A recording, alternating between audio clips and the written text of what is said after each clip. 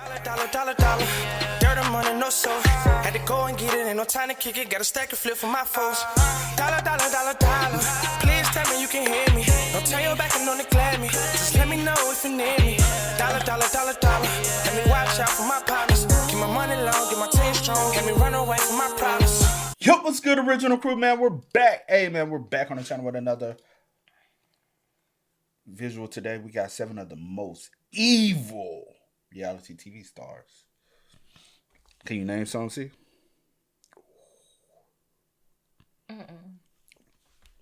Dang, I know I'm gonna know somebody on this list. I can't think of anyone off the top of my head. What you said, girl. I can't think of not now single. But I know I'm gonna know somebody, you know? Yeah. Hey, make sure y'all check out the links in the description box. Down below. You already know where to go. If you want to first support, all you gotta do is check out down below. Also, if you enjoyed today's video, knock it in with a thumbs up. Don't hurt yourself. All right, let's get it. Let's check this out. You'll see what's about. You ready? I'm ready. Before this video starts, I'd just like to plug my Patreon. For as little as $2 a month, you get early ad-free access to all videos, and higher tiers get their name on the screen and a shout-out at the end of each video. Videos will also be mostly uncensored on there too. So if that interests you, click the link in the description or the pinned comment.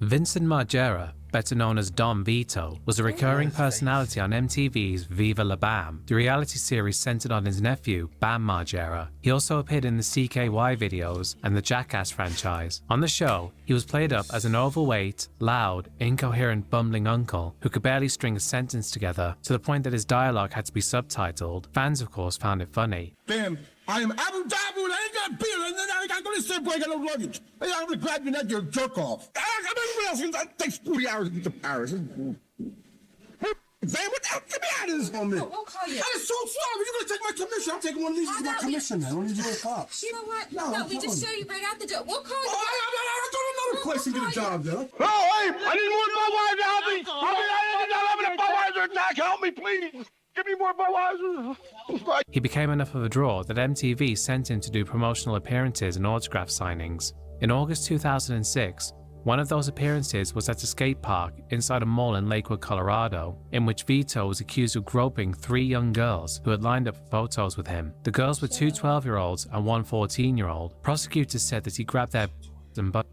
He was charged with 3 counts of sexual assault on a child. As a result of the arrest, all footage of him was cut from the theatrical and DVD release of Jackass No. 2, and he also became persona non grata among the cast and did not appear on Bam's next show, Unholy Union. His trial would take place in October 2007 in Golden, Colorado. A teenage boy testified that he saw Margera grab at the girls who came around the table for photos. The defense argued that Margera was a benign bumbler and that his signature flailing arm movements may have been mistaken for groping. His sister-in-law, April Margera, testified she'd never seen him fondle anyone, but on cross-examination, the prosecutor showed her 3 photographs that appeared to show him trying to fondle women's breasts. On October 31st, the jury came back with a split verdict, guilty on 2 counts, acquitted on the 3rd. When the first guilty count was read, Vito apparently threw himself to the floor, screaming, quote, "Just kill me now," and "I can't spend the rest of my life in jail." Nearly a dozen officers surrounded him as the judge tried to quickly dismiss the jurors from the room. In December 2007, he was sentenced to 10 years of probation, and he was ordered to register as a sex offender. He was also barred from portraying the Don Vito character in any capacity for a decade, and required to undergo mental health evaluation and treatment for alcohol abuse. He also received 2 additional years of probation after pleading guilty to cocaine possession while out on bond during the case. Man, what's going on with Don Vito?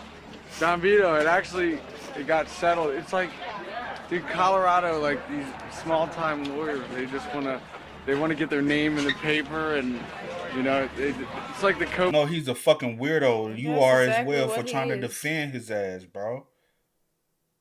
You are, Wow. man. Kobe Bryant. It's like they stretched it out for 2 years when it could have ended in 2 months, but it's done now, so cheers on Vito. Following this, his health began to decline drastically after he had suffered from severe obesity and alcoholism for most of his life. His nephew Bam said he fell into depression after the conviction, and in the last year of his life, His organs began failing him, leading to extreme weight loss that was visible in the mugshots he would have taken. In October 20... So he had all these mugshots afterwards. Afterwards, yeah. Leading to extreme weight loss that was visible in the mugshots he would have taken. In October 2015, he collapsed at his home in Westchester, Pennsylvania, and went into a coma. He died on November 15, 2015, at the age of 59. By the way, if you're new to this channel, or if you've been watching for a while and you still haven't subscribed, please consider doing so because it really helps me out. Also, be sure to click the notification bell so you never miss out on one of my videos. Also, consider giving this video a like as well because that will really help out too. Anyway, back to the video.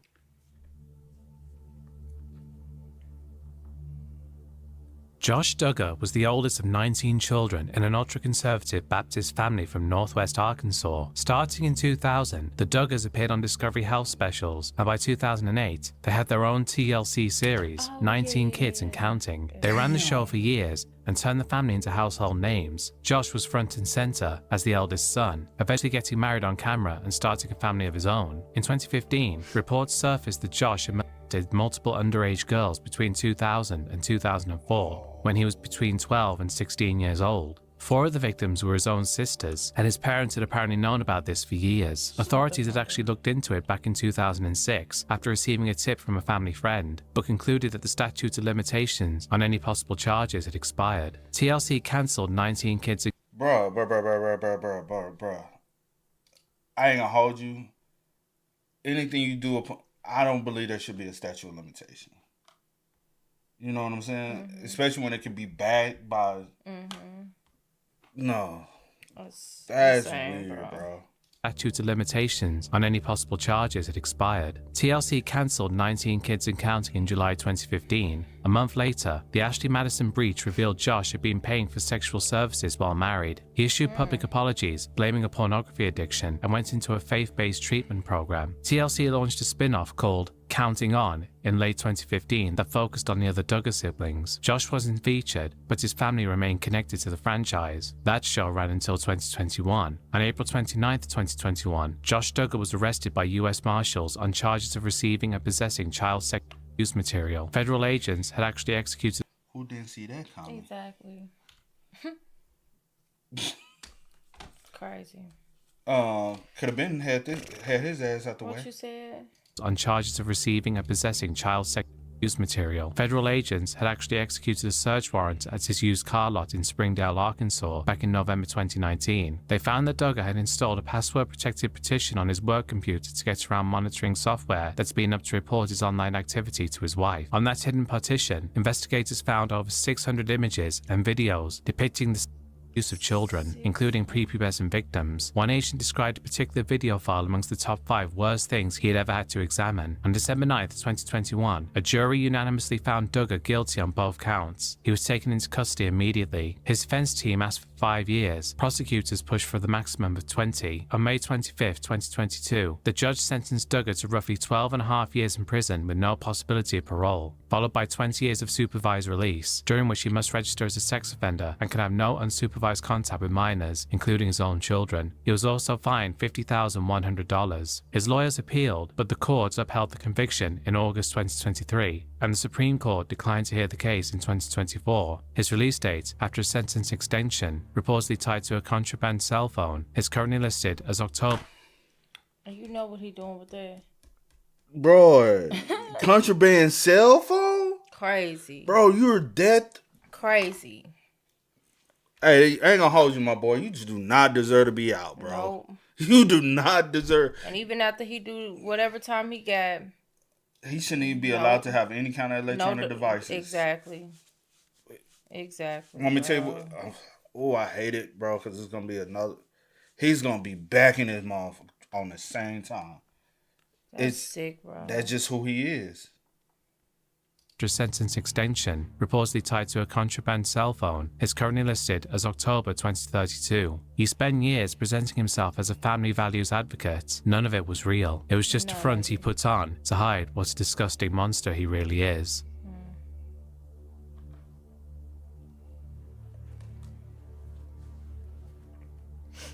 I know this name. Geoffrey Paschel appeared on season 4 of TLC's 90 Day Fiancé in 2020, where cameras followed his long-distance relationship with a Russian woman named Varya Malina. He was a 44-year-old from Knoxville, Tennessee, and the show presented him as a guy looking for love overseas. What TLC viewers were not initially told was that Paschel had already been indicted by a grand jury for aggravated kidnapping, domestic assault, interference with an emergency call, and vandalism before his season even aired. The charges stem from an incident on June 9, 2019. Knox County deputies responded to a domestic disturbance call at a home in West Knoxville and found Paschel's then fiancée, Kristen Wilson, with a large bruise on her forehead, along with bruises on her back, arms, and inside her lip. She told officers Paschel had grabbed her by the neck and slammed her head against the wall multiple times. In a later petition for a protective order, she described him bashing her face into steps and walls, dragging her through the house by her hair, and throwing her body into furniture. She said he disabled her phone so she couldn't call for help. She eventually escaped to a neighbor's house after he fell asleep. This wasn't Paschel's first run-in with the law. He had prior drug convictions in Blount County, Tennessee, for possession with an intent to sell, and 2 federal drug trafficking convictions out of the Eastern District of Texas. He served prison time for dealing drugs years earlier, and acknowledged it on camera during his season, framing it as ancient history. When his domestic violence charges became public, fans started a petition to get him removed from the show. TLC ultimately barred him from participating in the season's tell-all episode, but they had already aired his segments. In October 2021, after a 2-day trial, a jury found Paschel guilty of aggravated kidnapping, domestic assault, and interference with an emergency call. He testified that his ex-fiancee's injuries were self-inflicted, claiming she ran into a door while intoxicated. The jury didn't believe him. The judge revoked his bail on the spot and sent him straight to custody. At sentencing, prosecutors argued Paschel should be classified as a range 2 offender because of his prior drug convictions, which meant a harsher penalty. They also presented proof from the victim and his ex-wife about previous incidents of domestic violence, plus a jail video showing Paschel trying to get people to bring his children to the victim's house to pressure her into asking for leniency. On February 3, 2022, Paschel was sentenced to 18 years in prison without the possibility of parole. The Knox County District Attorney said afterward that no other victims would be abused by him for a long time. He appealed his sentence, but in September 2023, the Court of Criminal Appeals affirmed that the conviction and the sentence stood. Good. You deserve it, my boy. Go in there, do your time. Don't drop that soap, my boy.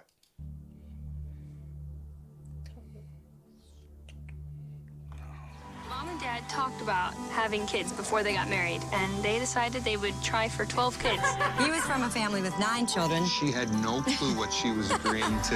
That's right. Toby Willis was the patriarch of the Willis clan, a large musical family from Nashville that performed Irish-inspired roots music. He and his wife Brenda had 12 children, 8 girls and 4 boys. The family reached the quarterfinals of America's Got Talent in 2014 and landed their own TLC series, The Willis Family, which ran for 2 seasons in 2015 and 2016. On camera, Toby was the firm father figure who pushed his kids towards excellence in music. The whole family was homeschooled and deeply Christian. The Willis family had a well-known tragic backstory. In 1994, Toby's father, a Baptist preacher, was driving 6 of his 9 children from Chicago to Wisconsin when their van ran over metal debris from a truck and exploded, killing all 6 children. Toby and 2 other siblings were not in the van. The investigation revealed the truck driver had bribed a state worker for his license, leading to a massive corruption scandal that ended with 75 state employees and the governor of Illinois going to prison. The surviving family received a $100 million settlement. Toby and Brenda used that money to move to Nashville in 2001 and bought country singer Randy Travis's compound in nearby Ashland City. The home burned down in 2005 while the family was away, and they moved into a rented log cabin that became the setting for the TLC show. On September 9, 2016, Toby Willis was arrested in Greenville, Kentucky just hours before the family was scheduled to perform a concert. He was taken from the venue in handcuffs on a fugitive warrant. The Tennessee Bureau of Investigation had begun looking into Willis after reports surfaced that he'd had a encounter with an underage girl roughly 12 years earlier. After Willis was hauled away, his family went ahead and performed the show anyway. TLC cancelled the show immediately. They scrubbed it from all digital platforms and said they'd been shocked by the arrest. Willis's eldest daughter, Jessica, later came forward publicly, writing that she had been abused by her father for as long as she could remember, starting around the age of 3. On July 11, 2017, Willis pleaded guilty to 4 counts of child rape in Cheatham County Circuit Court. He received 2 25-year sentences and 2 40-year sentences, all to run concurrently, and served in full, totaling 40 years. The family released a statement through their attorney thanking law enforcement and saying they had cooperated fully with This gotta do how long? 25, 40. 3. On July 11, 2017, Willis pleaded guilty to 4 counts of child rape in Cheatham County Circuit Court. He received 2 25-year sentences and 2 40-year sentences. Damn, 225 and 240. All to run concurrently and served in full, totaling 40 years. Yeah. And he would have fell on the 85%, so he only has to do 85. Now it's 100, so. I sent back then. Yeah. So he'll fall on the 85%. You sick, bro. Evil. The family released a statement through their attorney thanking law enforcement and saying they had cooperated fully with the investigation. They noted that while the criminal case was over, the impact on the victims would last longer. Jessica Willis eventually left the family band, launched a solo career, and continued to speak publicly about surviving her father's abuse.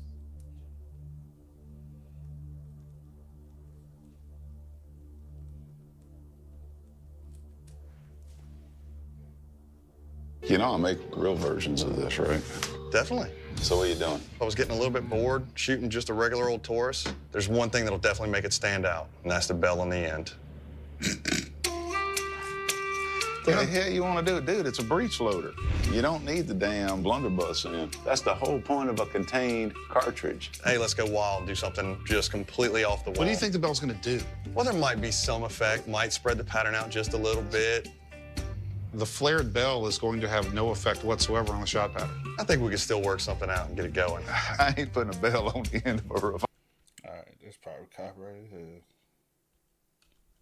Let's see. With it, well. Reality series that Me. Will Hayden was the star of Sons of Guns, a Discovery Channel reality series that ran from 2011 to 2014. The show was built around his custom gun shop, Red Jacket Firearms, in Baton Rouge, Louisiana, and followed Hayden and his family as they took on specialized weapons builds. His daughter, Stephanie, and her husband, Chris Ford, were also part of the cast. The show ran for 5 seasons and turned Hayden into a minor celebrity in the firearms world. Hayden was a Marine veteran and a lifelong gun enthusiast who founded Red Jacket Firearms and built it into a business with enough personality to catch the attention of TV producers. On camera, he played the gruff but lovable Southern gun guy. On August 11, 2014, Hayden was arrested and charged with murder of a juvenile and aggravated crimes against nature. He told the press the accusations came from a bitter ex-girlfriend. Within weeks, he was hit with an additional charge of aggravated rape of a child. The victim was his own daughter, who said the abuse began when she was 11. Discovery Channel cancelled Sons of Guns immediately. They pulled the show from every platform and scrubbed it from their website. But then, things got worse. Hayden's eldest daughter, Stephanie, who had initially defended him, changed course and accused him of raping and abusing her as a child as well. As the case moved through the courts, a second victim came forward, a woman now in her late 30s, who said Hayden had raped her in the early 1990s when she was 12. So investigators were now looking at abuse spanning roughly 2 decades, with victims on both ends of that timeline. Hayden's 3 private lawyers were eventually relieved from that case at their own request, citing unmet conditions for their representation. He ended up with a public defender. On April 7, 2017, Hayden was found guilty on 2 counts of aggravated rape and 1 count of forcible. On May 11, he was sentenced to 2 concurrent life terms, plus a consecutive 40 years. No eligibility for parole, probation, or suspension of sentence. He didn't speak at the sentencing. When his older victim walked out to the courtroom, she smiled and said, "Thank God." But that wasn't the end of it. In July 2017, Hayden pleaded no contest to an additional rape and incest charges in Livingston Parish and received a 3rd life sentence. He was transferred to Louisiana State Penitentiary, where he remains today. Red Jacket Firearms legally separated from Hayden shortly after his arrest. The brand continued without him, but the damage was done. Hayden had spent years cultivating an image as a patriotic family man who built cool guns for a living. Behind that, he had been horribly abusing children for over 20 years. Wow. God damn. How y'all on the same timing? So sickening, bro. So much. James Tim Norman was a cast member on OWN's Welcome to Sweetie Pies, a reality show about his mother, Miss Robbie Montgomery's soul food restaurant chain in St. Louis. The show premiered in 2011 and ran for 9 seasons and Norman was presented as a reformed ex-con turned family businessman. He'd done 10 years for armed robbery as a teenager, and the cameras loved his comeback story. His nephew, Andre Montgomery Jr., was also on the show. Andre was 21, had a young son, and had been brought back to St. Louis by Norman himself. What the family didn't know was that in October 2014, Norman and his insurance agent had taken out a life insurance policy on Andre, worth roughly $450,000. Norman was the sole beneficiary. Andre had no idea the policy existed. The applications were full of fabricated information about Andre's income and employment. Text messages later showed Norman telling the insurance agent to impersonate Andre during phone verification calls with the insurance companies. They filed at least 5 fraudulent applications over the next year. In one text from September 2015, Norman wrote that Andre, quote, ain't gonna be around much longer. Andre seemed to sense something was wrong. He texted his grandmother that Tim was after him and left St. Louis for a while. He came back in early 2016. On March 14, 2016, Norman flew from Los Angeles to St. Louis. He recruited Tarika Ellis, an exotic dancer from Memphis he'd been involved with, to track Andre's location throughout the day. He also enlisted Travell Hill to carry out the actual killing. Ellis spent the day communicating with Andre, getting him to share where he was, and relaying that information back to Norman. That evening, Andre texted Ellis the address where he'd be. At approximately 8:02 p.m., Hill shot and killed Andre on Natural Bridge Avenue. 1 minute later, Ellis called Norman. 7 days after the murder, Norman called the insurance company to start collecting. He pursued the claim for years, even hiring an attorney to threaten to sue the insurer for not paying out. Unfortunately for him, he never collected a dime. The case went cold for a while, but in 2019, the FBI got involved. Investigators compiled over 7,000 pages of cell phone records tying Norman, Ellis, and Hill together on the day of the murder. Flight records, bank deposits, and years of text messages between Norman and the insurance agent filled in the rest. Norman was arrested in August 2020 in Jackson, Mississippi. Both Hill and Ellis eventually pleaded guilty and testified against him. Norman took the stand at trial and cried, claiming he only wanted Andre confronted about a burglary, not killed. The jury didn't believe him. In September 2022, he was found guilty on all counts. He was sentenced to 2 consecutive life terms in March 2023. Hill got 32 years and Ellis got 3. Norman appealed the sentence but was rejected in July 2024, and as such, he's never getting out. Good. Know about that. That's a sick ass situation, bro. Your own nephew. Your own nephew. But I didn't know he was an ex-convict. I didn't know that part. So by knowing that, yeah, that's your character, bro. You're a con artist.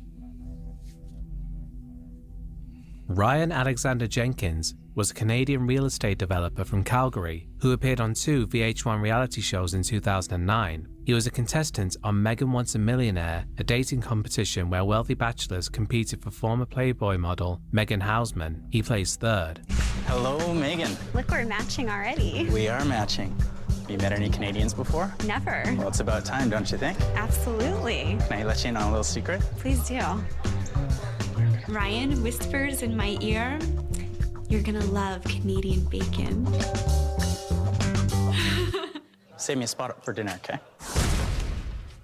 He also appeared on I Love Money 3, which was filmed in Mexico that summer, and actually won the $250,000 grand prize, though this season would never air. Before any of this, Jenkins had a domestic violence conviction in Canada. In 2009, he was charged with assault causing bodily harm against a girlfriend in Calgary. He pleaded guilty to common assault and got 15 months on probation. That should have kept him off television, but the production company's background check firm subcontracted the Canadian portion of screening to another company, which reportedly never checked the RCMP criminal database. They came back saying Jenkins had no record, and he was cleared to go on camera. In March 2009, between filming the 2 shows, Jenkins met Jasmine Fiore at a casino event in Las Vegas. They married 2 days later at a chapel on the Strip. The relationship turned violent almost immediately. By April, Jenkins had been charged with battery in Clark County, Nevada, after allegedly hitting Fiore during an argument, and a trial was set for December. On the night of August 13, 2009, Jenkins and Fiore checked into a hotel in the San Diego area for a poker tournament, before getting into a major fight. Hotel surveillance showed Jenkins returning to the room alone around 4:30 in the morning. He was seen leaving with luggage a few hours later.